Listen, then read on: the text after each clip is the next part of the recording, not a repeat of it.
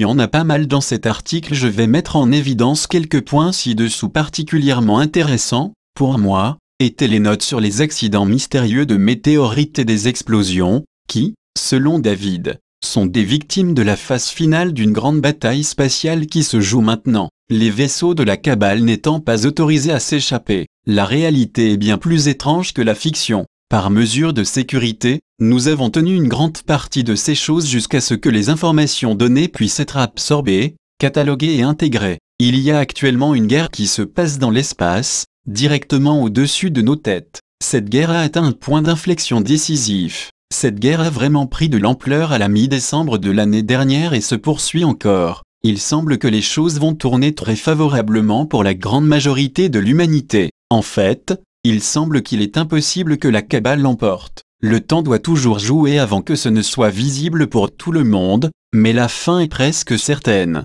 La majorité des membres des groupes d'élite sur cette planète sont dans un état de chaos et d'agitation. Les événements qui se déroulent sur Terre pourraient être considérés comme une guerre par procuration entre les groupes de bons ou anges et méchants opérant sur et autour de la Terre. Il y a une alliance qui est une combinaison de gouvernements de la Terre, des factions terrestres du programme spatial et des ET nouvellement arrivés. Des événements majeurs sont sur le point de se dérouler sur Terre, impliquant l'exposition et la défaite de la Cabale. Cela prendra la forme d'une divulgation d'informations, divulgation plus vaste que ce les documents de Snowden ont révélé jusqu'à présent. Les bons ET ont imposé une zone d'exclusion aérienne autour de la Terre. Les membres de haut niveau de la Cabale, qui essaient de s'échapper sont abattus, note SM, depuis quelques semaines seulement, grâce à des progrès importants des forces positives dans cette lutte. La résistance a réussi à bloquer le secteur autour de notre planète ainsi que l'ensemble du système solaire, de sorte qu'aucun membre de la Cabale ne peut s'échapper de la Terre,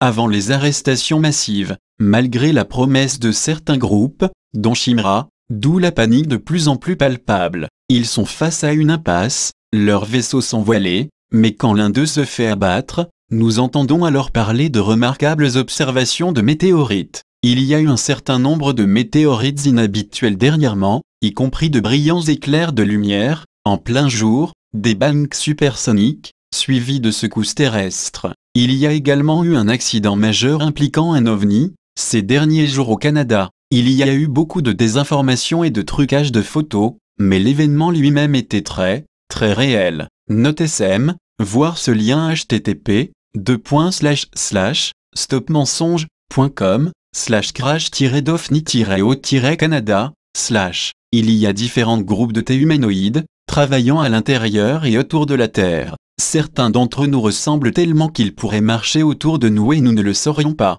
Certains de ces groupes sont positifs, sont centrés sur le service envers les autres, tandis que d'autres groupes sont négatifs, sont centrés sur le service envers eux-mêmes. L'idée de shapeshifter, des êtres pouvant changer leur apparence physique, n'est pas réelle, du moins pas dans un sens biologique. Il existe des technologies qui peuvent le faire de manière holographique, mais ce n'est pas au niveau biologique. Les gouvernements du monde ont été largement tenus à l'écart de cette grande communauté et, conformément aux propres règles des ET, jusqu'à nous ayons développé la technologie pouvant nous emmener dans l'espace. Les Allemands ont réalisé cela les premiers, avant même qu'ils ne deviennent officiellement les nazis pendant la Seconde Guerre mondiale. Tout le développement secret de l'espace a suivi, suite à cette première série d'événements. Bien que les nazis aient perdu la guerre sur Terre, ils l'ont effectivement gagnée dans l'espace. Ils ont rapidement découvert qu'il y avait toutes sortes d'extraterrestres là-bas qui pouvaient les attaquer et les abattre. Les nazis ont conclu un accord avec de sombres ET pour avoir leur protection, un groupe d'humanoïdes reptiliens appelé Draco.